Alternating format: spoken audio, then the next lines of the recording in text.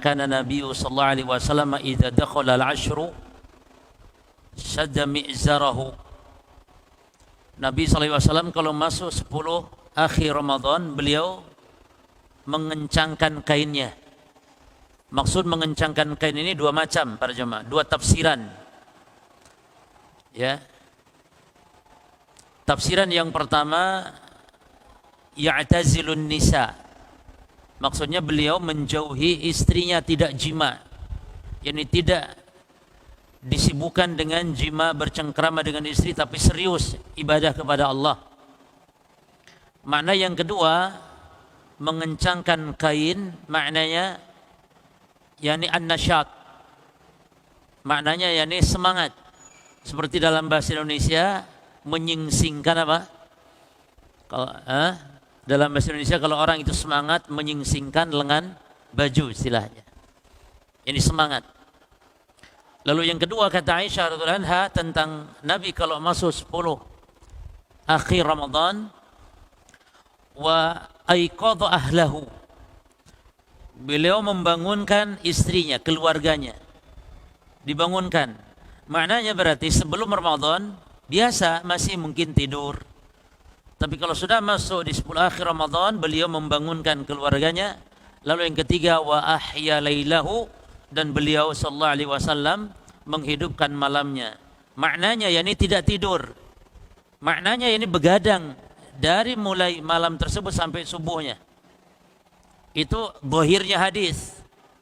Yani ahya lailahu, menghidupkan malam, maknanya ini tidak tidur. Fokuskan untuk ibadah. Itu semua dilakukan oleh Nabi dalam rangka apa para jemaah sekalian? Dalam rangka untuk mendapatkan Lailatul Qadar dengan satu tujuan. Ya. Karena Nabi memerintahkan kita untuk mencari Lailatul Qadar di 10 akhir. Dan itu pasti.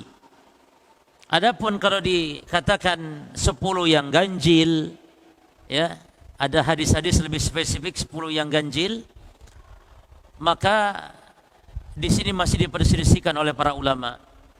Karena ganjil itu bisa bermakna ganjil dari awal. Dari awal Ramadan, dari depan.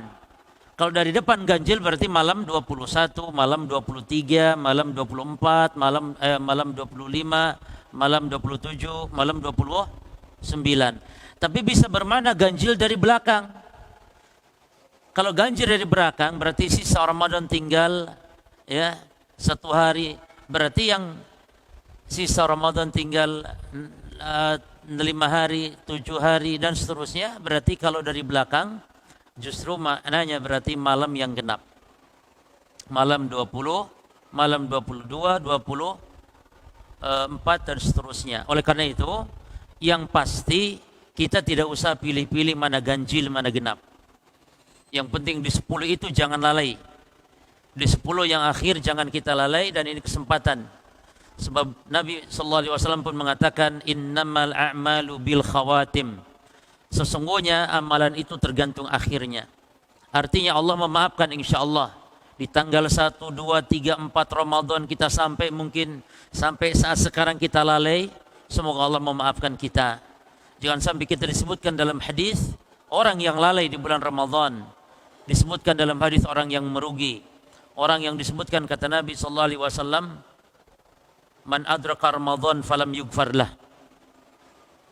Siapa yang mendapati Ramadan dalam keadaan tidak terampuni dosanya, ini mereka yang lalai. Sungguh rugi, hina dan celaka orang seperti ini kata Nabi sallallahu alaihi wasallam. Oleh karena itu para jamaah sekalian, amalan spesial kita di 10 yang akhir Ramadan, yang pertama semakin menambah ritme solat kita. Termasuk diantaranya semangat untuk solat-solat yang wajib dan juga solat-solat sunnahnya. Dan terutama solat rawatib. Jadi rawatib itu solat sunnah yang paling afdal diantara solat sunnah yang ada. Karena solat rawatib adalah solat yang dikaitkan dengan solat wajib. Qabliyah atau ba'diyah.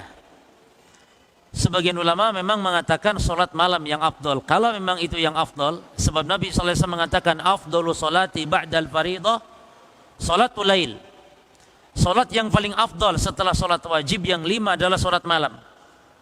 Maka jika itu yang afdal, maka kita di bulan Ramadan, alhamdulillah, semakin bisa meningkatkan kita untuk salat malam.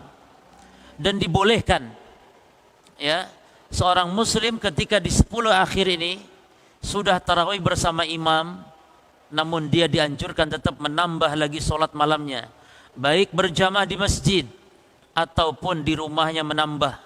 Kalau di masjid tidak ada yang mengadakan salat malamnya. Atau barangkali seorang muslim ketika sudah salat malam bersama imam, lalu dia ingin menambah bacaan Al-Quran di rumah, juga silakan. Yang jelas di 10 akhir Ramadan kita menambah ritme ibadah.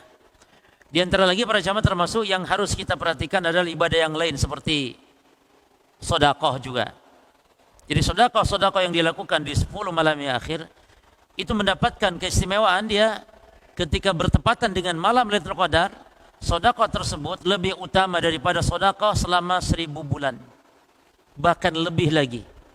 Karena yang dimaksud dengan khairun min alfi syahr, lebih baik dari 1000 bulan, maknanya yakni khairiyatul amal. Perhatikan jemaah. Yang dimaksud lebih baik dari 1000 bulan bukan lebih baiknya orang yang hidup di masa saat Lailatul Qadar turun, bukan itu. Tapi kebaikan yang dimaksud kebaikan amal maksudnya. Yani orang yang tidak beramal tidak mendapatkan. Itulah makna yang disebut dengan mendapatkan Lailatul Qadar, yakni mendapatkan saat Lailatul Qadar ada dia dalam keadaan fokus beramal. Dalam keadaan dia menambah ritme amalannya. Yang amal sedikit, maka sedikit pula kelipatannya. Yang banyak, maka tentunya dikelipatkan lebih banyak, kelipatannya lebih banyak lagi.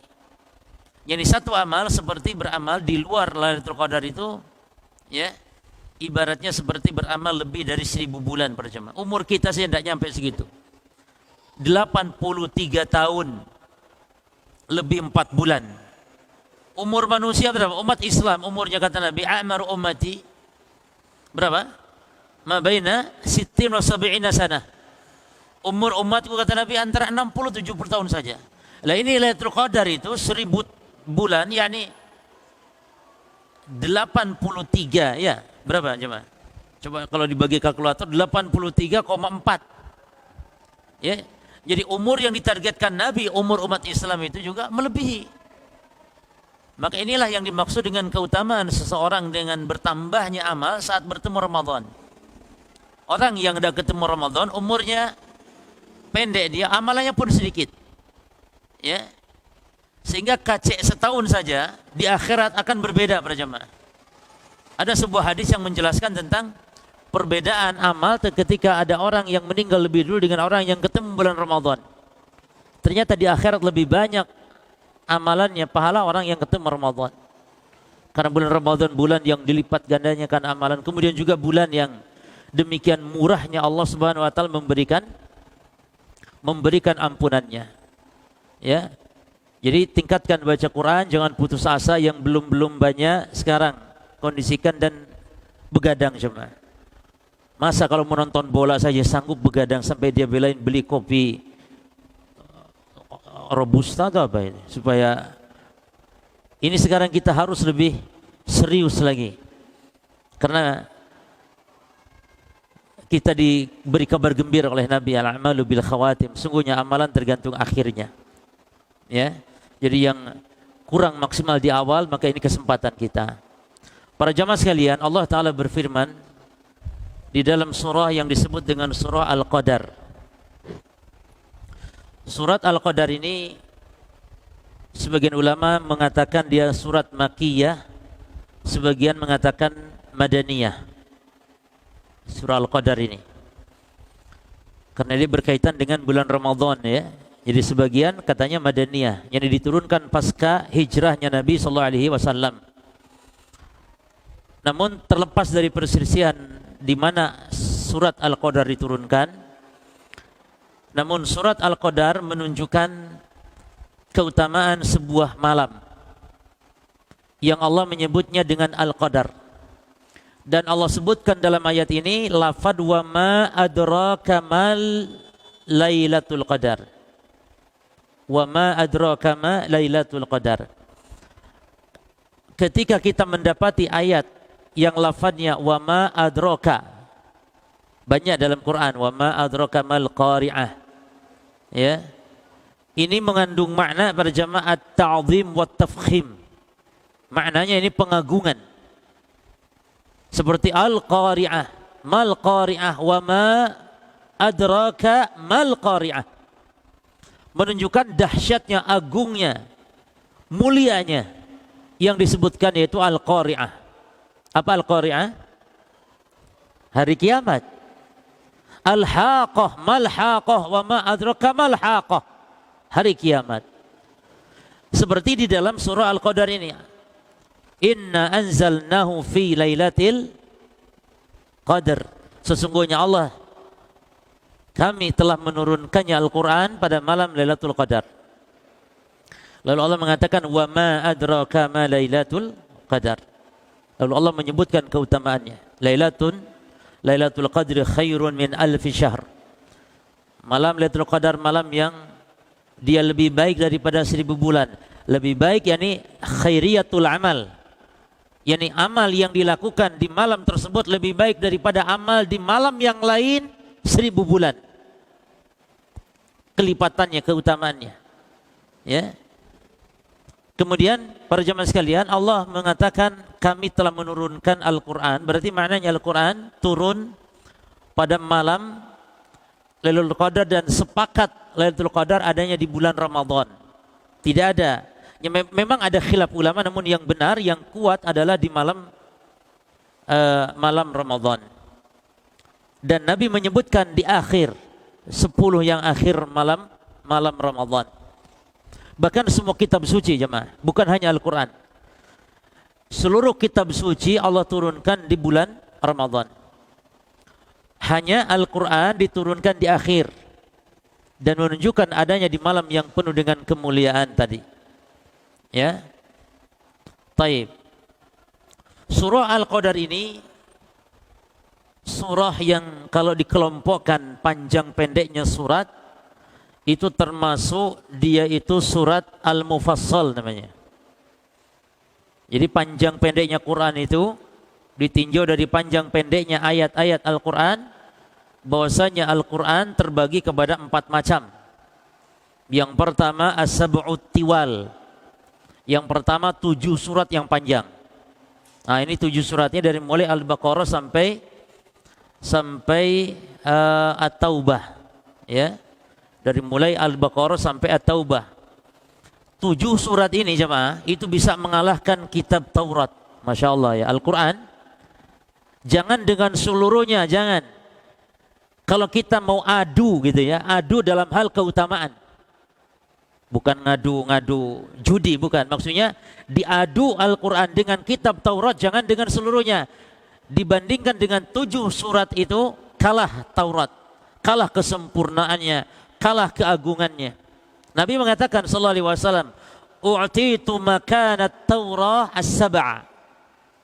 Aku diberi oleh Allah 7 surat yang panjang yang bisa mengalahkan Taurat. Jadi 7 surat, apa yang pertama? Al-Baqarah. Yang kedua? Majemah. Surah Al-Baqarah, Ali Imran. Yang ketiga An-Nisa. Yang keempat, ada berapa tadi semuanya? 7 yang panjang? 7. Terus yang keempat setelah Nisa? Al-Maidah. Yang kelima Al-An'am. Yang ketujuh Al-A'raf. Yang kedelapan Al-Anfal. Salah ngitungnya ya. Ulangi. Al-Baqarah, Ali Imran, An-Nisa, Al-Maidah, Al-An'am, Al-A'raf, Al-Anfal, At-Taubah. Berapa? Katanya 7. Berapa semuanya? Ternyata surat At-Taubah, maka kenapa tidak ada basmalahnya? Karena surat At-Taubah itu dianggap kelanjutan surat sebelumnya. Dia mukammilatun li surati lati qablaha. Maka sampai At-Taubah itu dianggap 7. Apa surat sebelumnya? Makanya materinya sama, tentang perang, tentang rampasan perang, materi At-Taubah itu. Sehingga tidak ada basmalahnya karena dia bukan awal surat. Surat apa sebelumnya jemaah? Al-Anfal. Jadi surat Al-Anfal dengan At-Taubah dianggap satu surat, sehingga itu dianggap satu, maka menjadi 7 lah sampai kepada surah At-Taubah. Nah, jadi ini 7 surat yang panjang-panjang. Lalu kata Nabi, wa utitu makana zabur, dan aku diberi oleh Allah yang mengalahkan kedudukan kitab Zabur, yaitu Al-Mi'in. Nah, berarti yang kedua, surat Al-Quran ditinjau panjang pendeknya. Yang kedua adalah ada yang disebut dengan Al-Mi'un. Al-Mi'un. Apa arti Al-Mi'un jemaah? Al-Mi'un artinya surat-surat Al-Quran setelah 7 surat yang panjang, yakni yang ayatnya di atas atau kurang lebih 100-an ayat, maka disebut mi'un. Mi'un tidak dari bahasa kitanya mi'un, dari mi'ah, artinya ratusan. Jadi surah-surah yang sekitar ratusan ayat namanya Al-Mi'un. Nah, itu mengalahkan Zabur. Contohnya surat apa jemaah? Seperti surah Yunus. Yani setelah yang sab'u tiwal tadi, Yunus, surat Hud, surat Yusuf, ya, Ar-Ra'd, Ibrahim, Al-Hijr, An-Nahl, Al-Kahfi, Al-Isra, Maryam. Ini semuanya Al-Mi'un. Ini mengalahkan apa? Kitab Az-Zabur. Yang ketiga jemaah, ditinjau panjang pendeknya surat adalah setelah Al-Mi'un, yakni yang disebut Al-Masani. Al-Masani. Sebagian ulama mengatakan, ya, Quran semuanya ya Al-Masani. Yani Al-Masani itu yang dipuji-puji, ya, Al-Masani. Namun para ulama menyebutkan selain dari Sab'ut Tiwal, selain daripada Al-Mi'un, ya, Al-Masani. Yang terakhir Al-Mufassal. Disebut Mufassal karena banyaknya Al-Fasl. Fasl itu pemisah, banyaknya basmalahnya. Kira-kira menurut antum Quran yang paling sering basmalahnya diulang-ulang di mana? Di awal apa di akhir-akhir? Di akhir, surat-surat pendek. Nah, itu namanya Al-Mufassal. Disebut Mufassal juga selain itu dikatakan Mufassal karena di situ kan masalah tauhid, masalah akidah rata-rata, yakni jarang atau tidak ada yang dihapus oleh Allah. Beda dengan hukum-hukum, ya, di Al-Baqarah itu banyak yang dihapus karena hukum. Jadi di dalam Quran itu ada hukum-hukum yang dihapus. Adapun sejarah, adapun tauhid, akidah, enggak ada yang dihapus oleh Allah Subhanahu wa taala. Maka dikatakan mufassal karena berkaitan tentang rata-rata tentang akidah, sehingga enggak ada yang dihapus oleh Allah. Sehingga disebut al-fasl, makna yani muhkam, yani pasti, qat'i, enggak ada yang dihapus. Atau disebut mufassal kenapa? Karena banyaknya al-fasl, pemisah, basmalahnya banyak. Bismillahirrahmanirrahim, bismillahirrahmanirrahim, bismillahirrahmanirrahim. Nah, al-mufassal ini para jemaah terbagi 3. Mufassal ini ada 3 macam. 1, tiwalul mufassal, mufassal yang panjang. Ya. Yang kedua, awsatul mufassal, mufassal yang sedang. Dan yang ketiga, qisarul mufassal, mufassal yang pendek. Mufassal yang panjang para jamaah, dari mana ke mana? Mufassal yang panjang itu dari surah Al-Hujurat atau surah Qaf sampai kepada Al-Buruj. Itu namanya mufassal, tapi mufassal panjang. Dan istilah-istilah ini ikhwan, karena Nabi SAW kalau membaca Al-Quran di dalam sholatnya disebutkan oleh sahabat dengan istilah-istilah ini. Nabi kalau sholat isya beliau membaca mufassal yang sedang. Kita bingung mufassal sedangnya apa? Sholat isya. Kalau sholat maghrib Nabi membaca mufassal yang pendek. Itu di antara sunnah, golibnya demikian. Maka kita harus pelajari apa itu mufassal yang panjang. Apa mufassal yang sedang dan apa mufassal yang pendek. Jadi mufassal yang panjang dari surah Al-Hujurat atau dari Qaf. Ada khilaf ulama. Dari mulai Al-Hujurat atau Qaf sampai Al-Buruj. Was-sama'i dzatil buruj wal yaumil mau'ud dan seterusnya. Lalu mufassal yang awsatul mufassal setelah Al-Buruj. Apa itu? At-Tariq. Dari mulai At-Tariq sampai Al-Bayyinah. Dari mulai surah At-Tariq sampai Al-Bayyinah itu pertengahan mufassal. Dan itu dibaca dalam salat Isya. Sunnah salat Isya membaca itu. Ya. Boleh enggak kadang-kadang kita membaca yang panjang mungkin tidak apa-apa, tapi justru itu yang sunnah jemaah. Pernah sahabat Mu'adz bin Jabal, beliau kan sholat bersama Nabi, sholat Isya. Kemudian beliau pulang ke kampungnya atau ke qabilahnya, perkampungannya. Jadi Mu'adz ini senang sholat dengan Nabi. Beliau sholat bersama Nabi, lalu pulang. Nah, di kampungnya ini, ya bukan kampung jauh tidak ya, ini masih pesisir, yakni pesisir Madinah lah ya. Kalau Nabi kan di kota, Nabi SAW itu. Setiap Nabi Rasul itu orang kota aja mah. Tidak ada Nabi Rasul itu orang pedalaman.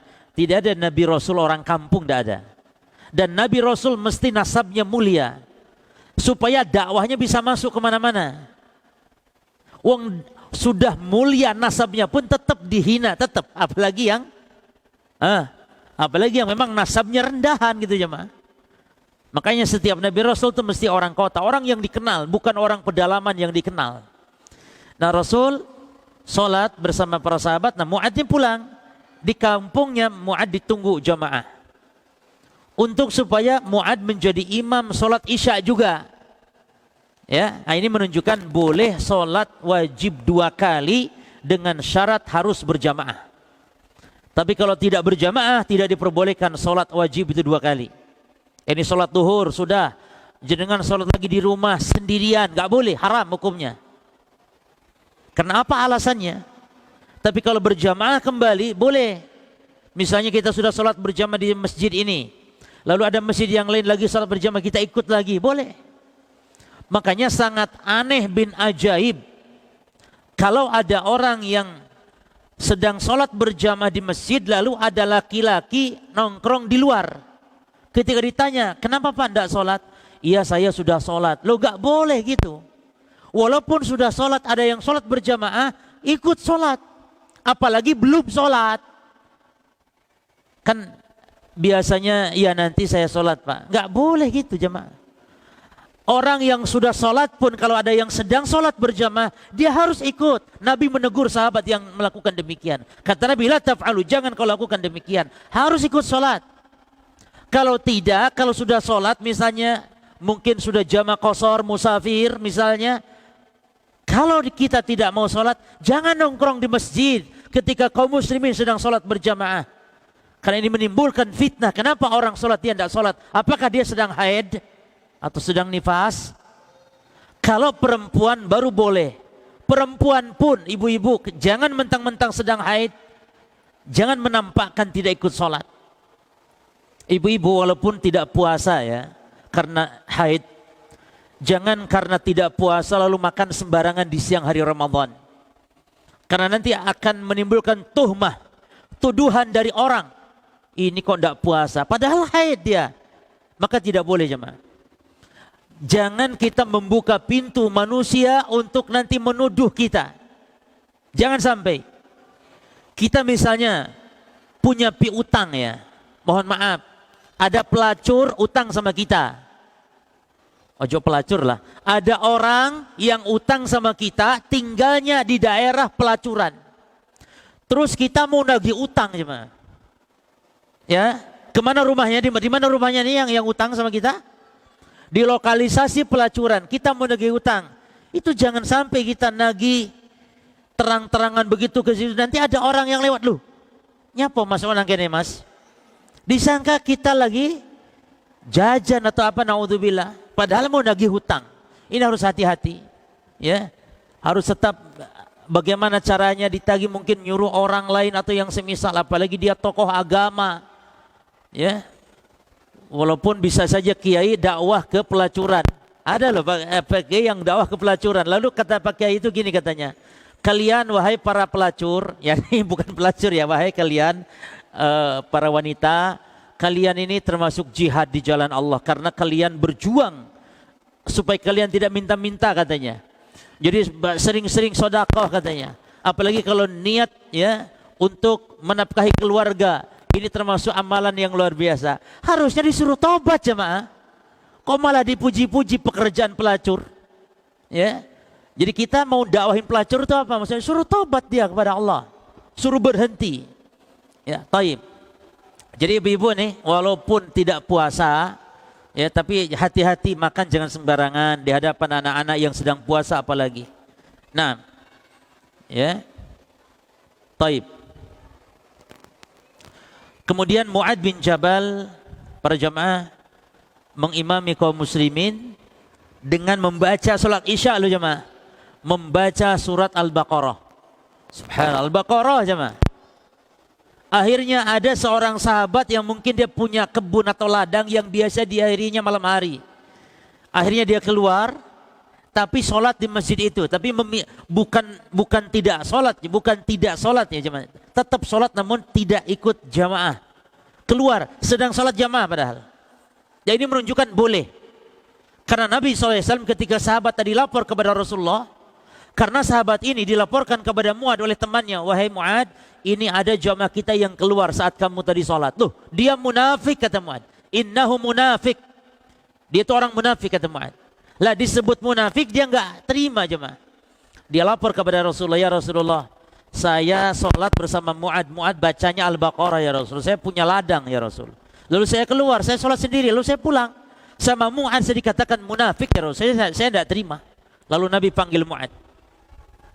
Nabi panggil Mu'ad.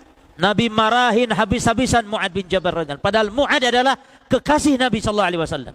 Disinilah keadilan Nabi. Mu'ad berbuat salah. Lalu Nabi marahi. Kata Nabi, afattanun anta ya Mu'ad. Sampai 3 kali diulang oleh Nabi sallallahu alaihi wasallam. Apakah kamu membuat fitnah wahai Mu'ad?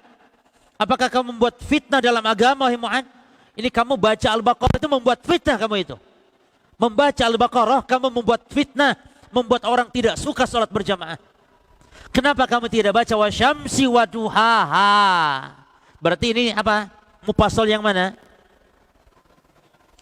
Berarti kalau sholat Isya jangan dengan sab'u tiwal, tapi dengan awsatul mufassal, dengan mufassal yang pertengahan.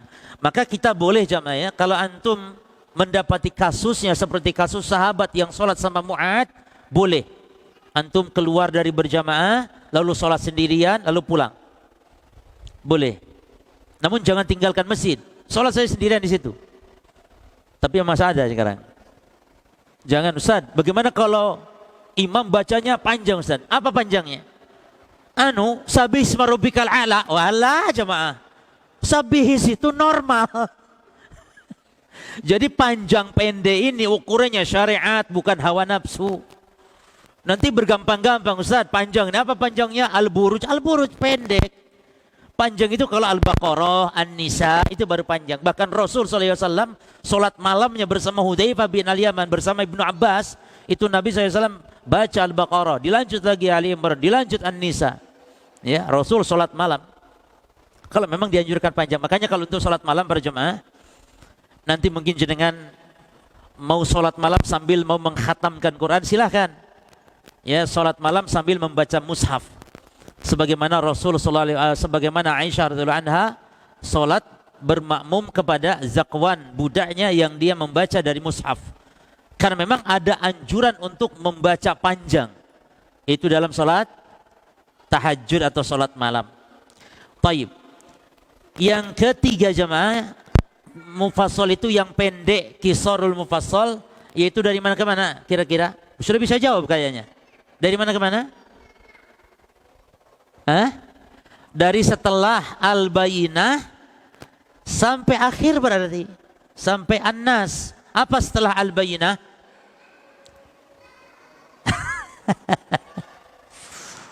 Padahal sudah khatam juz 30. Bukan 30 juz, makanya repot ya. Apa jemaah? Al-zalzalah. Idza zulzilatil ardu sampai akhir itu namanya Qisar al-Mufassal. Nah, keutamaan surah Al-Mufassal ini walaupun nanti tidak ada keutamaan khusus ya, namun dia memiliki keutamaan. Apa kata Nabi? Wa fudiltu bil mufassal. Dan aku diunggulkan oleh Allah dengan nabi-nabi yang lain, dibandingkan nabi-nabi yang lain dengan Al-Mufassal.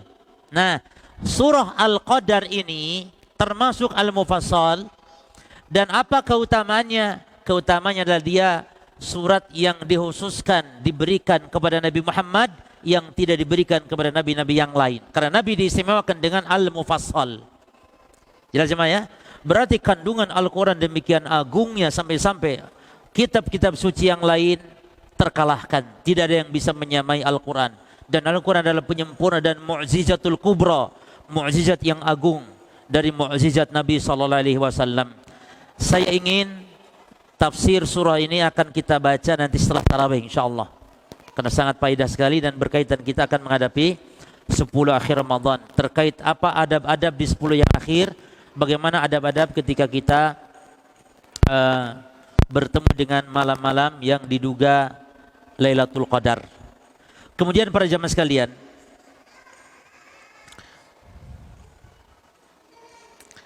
Allah di sini mengatakan Lailatul Qadar.